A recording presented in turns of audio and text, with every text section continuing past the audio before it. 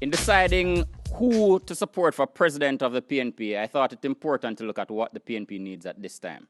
And I agree with Jamaicans that what we need is unity and a builder. On the matter of unity, Mark is the least polarizing member of the House of Representatives, and perhaps the least polarizing member of our parliament in general, with perhaps the exception of Gabby. Mark won his contest to represent South St. Andrew in a brutal contest that took place in the public eye, and he has been able to unite his constituency.